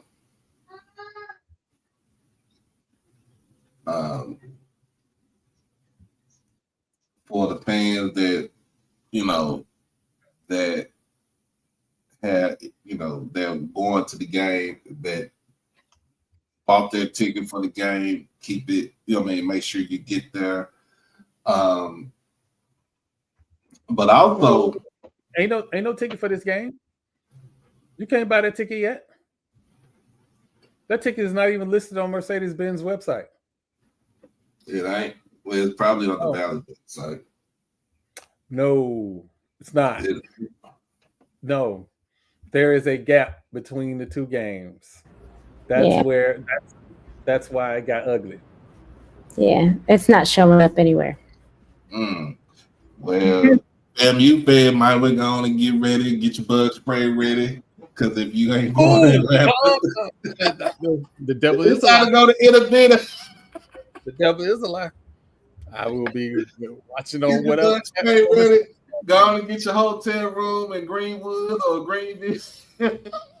Listen, I done heard too much about you got to get a hotel here and then drive 50 miles. Ain't nobody doing that. Well, Greenwood from Greenwood to Innovator ain't no but like 10 minutes. Marlo, are you driving with all that equipment to Italy? Second hand or third? But they would have been closer to the wall. I got it. That's a good drop. I'm just saying they ain't got no ticket. Hey, you might as well go and get ready to go to Innovator. Get your bug spray ready. Make sure you got your appetite because they will feed you at the tailgate. I am not finna go on another excellent adventure with Marlo. We is not doing that. We're gonna wrap this here up because I know we running a little late and I don't want to lose TP. But again, SunoAthletics.com. Donate anything you can donate. Anything you can donate. But listen, I'm like the good pastor. Don't be sending your food stamps. Do not be sending your food stamps. We take ones, tens, fives. We take folding. We take folding change. Folding change. So, but yeah, whatever you can do, man, please. Please. It is helpful. It will change some lives. That being said, Dana, what you got for us this week? Wait, hold on. I'm sorry, because I know TP gonna have the kids in a second. Yes. TP, what you got for us this week, man? Well, Preseason is in full effect. You know, a lot of guys that, you know, have been preparing all summer, rookies trying to make a name for themselves. All that being said, my boy J Rock is down in Houston, Texas. Rookie out of USC. I'm just gonna call him a DB because you put him on the field, he's gonna make a play. He's been doing it all training camp, preseason. He's showing his ass. He's showing y'all that he can be there. You know, we've had a couple injuries in our secondary, so he's gonna get the opportunity. And I cannot wait until he steps on the field on a Sunday in a regular season game and makes a play that just blows everybody's mind, and everybody gonna be wondering how the hell did we miss him and how did he drop to the third round? That's gonna be the biggest question around him. How did he drop to the third round? Because he's been an amazing, he was an amazing athlete at USC. He's a corner that can cover, tackle, shed blocks, ball hawk, can literally do it all. I mean, he catch the ball, he run the ball, he tackle, he will walk your dog and paint your back porch. He do it all, and I can't wait. But Texans, this is our year. We CJ Stroud, they done reloaded at wide receiver, got him some more help in the backfield, retooled the offensive line, new offensive coordinator. We're basically giving him the keys to the Ferrari and letting him drive without insurance. You go out there and you do what you got to do, man. The defense has been doing his due diligence every year since D'Amico Ryans has been the head coach. I don't have any concerns on the defense. It's the offense that has to match up. You know, and that's, you know, we have a top 10 quarterback, so it's like how can you say that? Well, we saw the glimpses of a sophomore slump, and a lot of that had to do with the lack of tools. You can't have all three of your top three receivers get hurt in the same year and expect the quarterback to go out there and give you Hall of Fame numbers. It just doesn't work that way. You got to have the talent around a quarterback. I don't care who it is. Peyton Manning is in the Hall of Fame because he had two Hall of Fame wide receivers to throw to. Tom Brady will be a first ballot Hall of Fame. He had two Hall of Fame tight ends to throw to, plus a very good receiver that understood the offense and where to be and was healthy and available for pretty much his whole career. But with all that being said, we got all the tools that we need to go out there and be successful. It's going to be a fun year if we're able to stay healthy. Catch us in the chip. That's all I'm going to say. TP came out swinging. Danny, what you got for us this evening, man? I'm just grateful to be back in action, back in the swing of things. You know, the internal team knows a lot about what was going on with me, and I'm just grateful that everything is turning out better. Day by day, things are getting better. But I think for me, one of the biggest things I can say is that, you know, you have an opportunity to take care of people and to do right by people. And I think over the last few months, you've probably heard me say this in various ways, but to always, there's always the right time. The time is always right to do what's right. You don't have to wait. You don't have to have an invitation to do what's right and to do right by people. I've been in a few situations over the last few months where there have been attacks and there have been other things going on. And I think that what has shown through is that your integrity and your character always precedes you. How you've treated people along the way comes before you. That is your reputation. That is your the part of your legacy is how you've treated people. And so I'm not perfect. Y'all know me. Y'all know I got a smart mouth. I don't deny it. I'm not not declining that card reader, and that goes through every time. And I know that about myself, but I also know that I'm big enough to admit that when I'm wrong. I'm big enough to be held to account, and I'm also not beyond reproach. I'm not one who's going to sit here and say I do everything the right way. Sometimes I respond and I shouldn't. But I do believe that there is a manner in which we do things.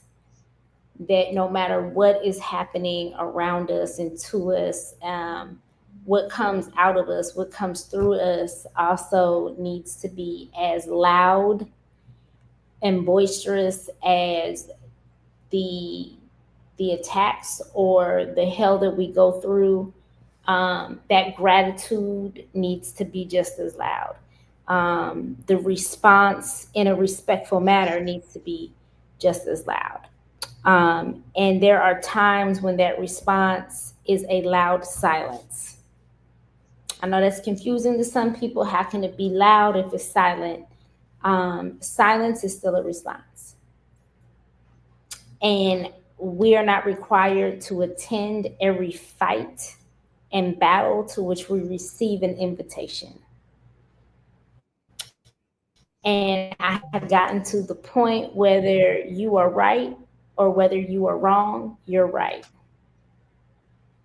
I looked in my purse earlier today and found out I ran out of F's to give. They gone. I spent them all a while back. I ain't got no more. So whether you're right or you're wrong, you're right. Whatever it is you think and feel about me, you're right. Because I'm sure at some point I have screwed up and messed up and done things that I shouldn't have done. So I hope that how you feel about me is my present self and not the self that you met at a different point in my life. But whether you're right or you're wrong, you're right. Because I have no more F's to give about your opinions about a Danny, a version of me that you met so long ago, or the version of me that's present that you just don't like because it's going to hold you accountable.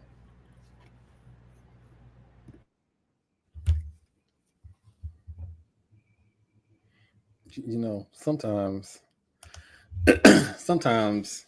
I have to tell myself not to jump in fights. I have to tell myself not to jump in fights because I have no problem putting somebody car on three flats.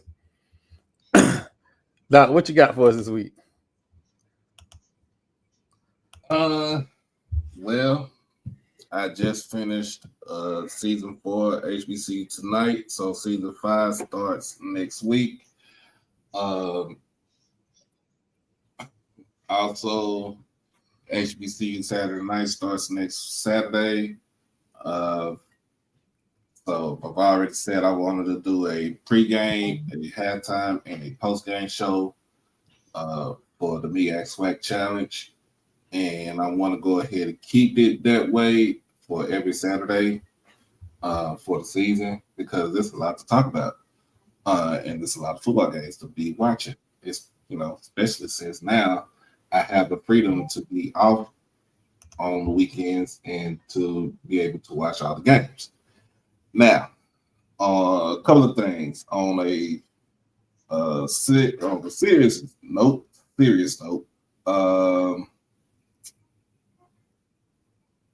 We have the so-called orange president who decided to initiate the National Guard and said took over DC police to curb crime and violence in the nation's capital. But what I've seen on Twitter and on Facebook is that the police, DC police, are acting like a Gestapo unit. And if you don't know what the Gestapo is, I just Google it. It's free. They are doing illegal stop and frisk. They are challenging everyday citizens, especially in the I wouldn't say poor parts of the city, but I would say places like Southeast DC, which is known for a lot of crime, but they won't do that in Oxon Hill. They won't do that in any other white part of the city, but they'll just go to the black parts and harass and the citizens. Got to the point where I seen 6 officers rush one guy and literally almost beat the dog mess out of him. And he's doing that because why? He's taking the heat off himself because he knows that he is a PDF file. He knows that he is on Mr. Epstein's list. He knows that he was in the wrong. So what do? You say you say things to where you take the narrative off of you and put it on them. So the mobilization of the National Guard and the takeover of the DC police is more of smoke screens from what really is going on with this person, this man. You are a PDF file.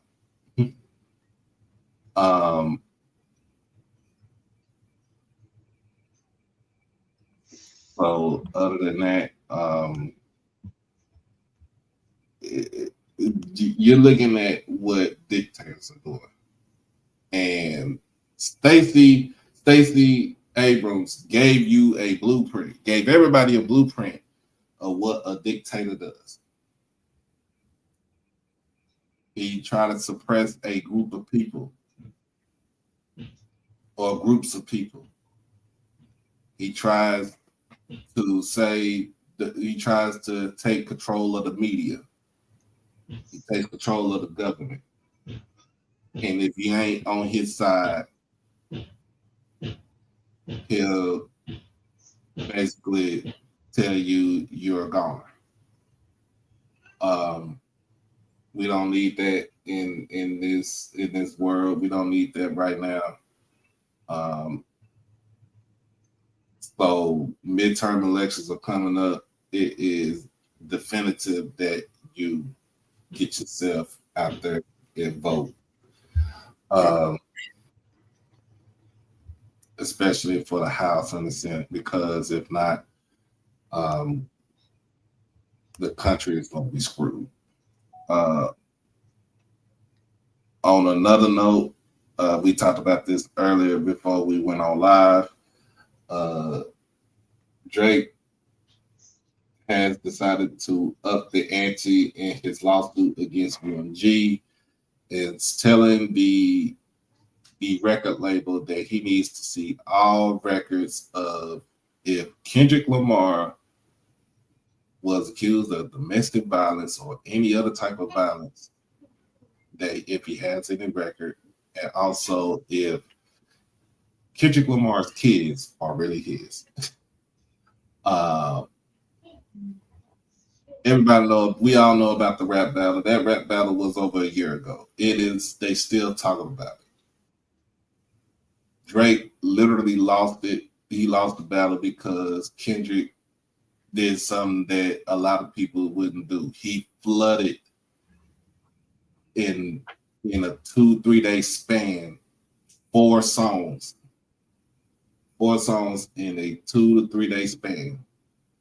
One of the most scathing diss records was Meet the Grams. And if you haven't listened to that, I think y'all need to listen to that. But Drake lost. Drake is in his feelings. He's losing money on tours. He's canceling shows. And Kendrick is out there selling out stadiums over in Europe, having mosh pits in Europe. And Drake is just spiraling out of control. I have lost all respect for that man. Hey, man, just take your ass whooping like a man and just go on about your business. And last but not least, shout out to my Tennessee Volunteers for going back to Adidas and getting out of those Nike junks. We have all of our success in Adidas apparel. Appreciate it. But anyway, as always, be blessed, be safe, hug your loved ones, love on your loved ones, crash out on your kids, and beat about the penitentiary. Be easy.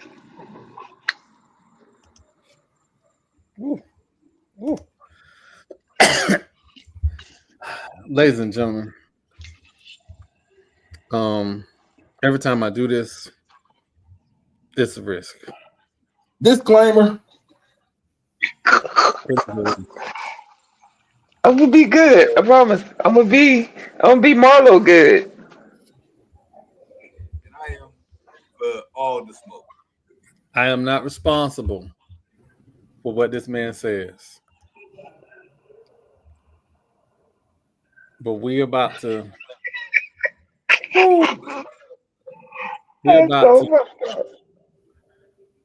go on a journey. Marlo, what you got for us this week? Oh, sometimes when life gives you lemons, you make lemonade. This ain't that. If this isn't a call to action for everybody who values what America really stands for and to stand for something, I don't know what it is.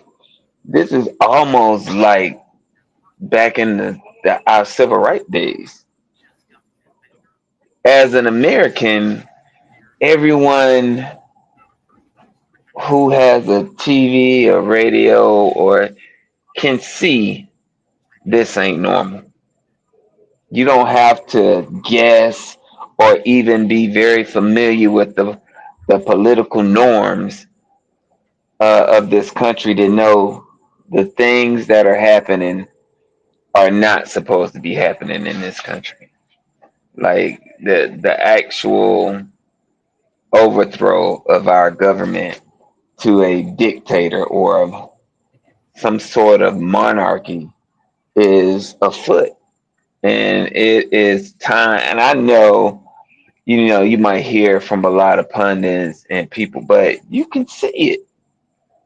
You can see what is actually going on. And I ain't scared of shit, but this concerns me. This should concern everyone who cares about a democracy. And I don't know no other way to say it, but you have to hold your local representatives accountable, and because all politics is local, it starts where you are in place. Because this could not have happened had we not been asleep at the wheel. He could not have gotten elected with 49.5% of the vote, which he thinks that's an overwhelming majority, which that ain't never been a majority of nothing. But I digress. I see, like, they make TV shows about what's going on. they make satires about what's going on and how America is perceived worldwide. Like this is starting to become embarrassing. So if you don't get out and vote, you're complicit in what is happening to America right now. If you don't get out and vote and exercise your right, you cannot complain when the police pull you over and snatch you out the car and make you show ID and they don't have to tell you anything. Like you can't complain. So I've felt the need to say that and to say get involved, be diligent. Don't just let people tell you anything and accept anything that may happen to you while you're out and about. Be very mindful that we are in a different time, a different day and age, and for all you young black men that may have run-ins with the law, get pulled over, the number one thing in every traffic encounter is to get home safe. No matter how you feel, no matter if you feel offended or anything else, the number one thing is to get home safe. So make that your mindset in any encounter with the police.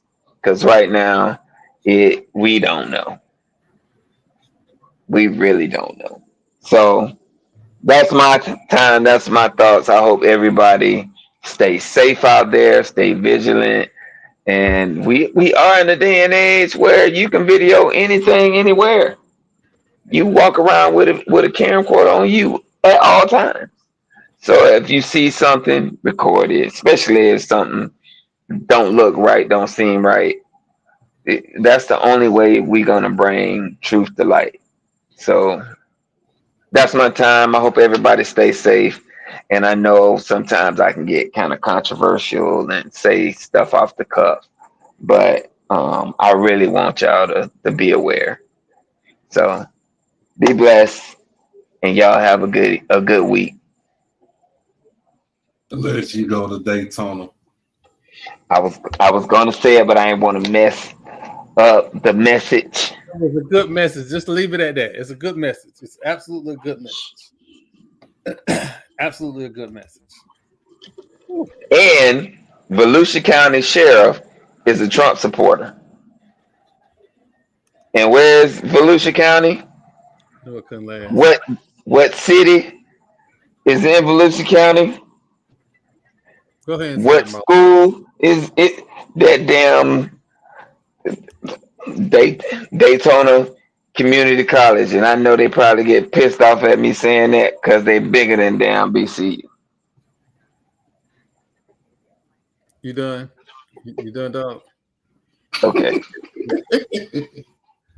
I'll be done.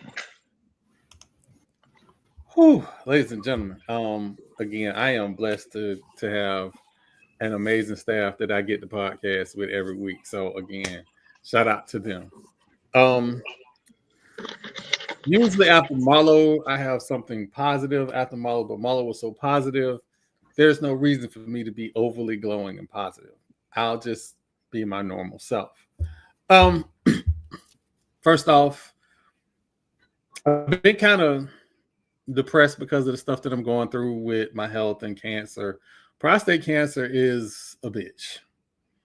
And it's not necessarily the cancer itself, it's the treatment options and what if this and 1% that. So I have to do things to keep myself out of the negative.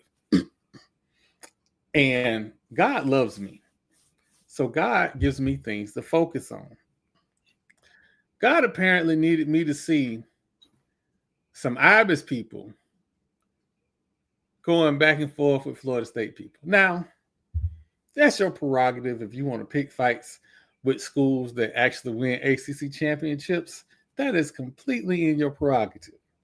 However, I just want to make sure we understand a few things. Yes, we went 2-10 last year. It was the worst season of an FBS coach. But you know what happened in that 2-10 season? People tuned in to watch. More than the 5 people that was there to see you at Hard Rock Stadium. Wanna know why? You know what Florida State do? Money. That's why. We are the brand of the ACC. It's not Clemson. It's not Duke. It's not North Carolina. It's Florida State. Do you know one? You want to know why? Money. That's why. We showed up and we won from day one. Last I checked, we are going on year 22. And the Ibis have won how many ACC championships? 0. It is a reason why the Ibis is the dumbest bird. And I know God don't like ugly. However, God allowed me to see you this in my school. And you know what we do. Win, lose, or draw. So, while you scrambling around trying to find somebody else to run a Ponzi scheme so you can get some NIL money, just remember, not on your best day, not on your worst day, will you ever be better than Florida State. That is my parting shot. Oh, wait a minute. For everybody here at the Gathering Old Men podcast, HBCU Overdrive with Doc Holiday, Danny, Marlo, TP, Lord Jamal, we are out. But you know what? One more time for the Ibis people. You know, and fuck Bethune-Cookman. If I ain't say that, fuck them. I ain't want us to get off this pod without somebody saying it. So it'll be me. It'll be me. Fuck them.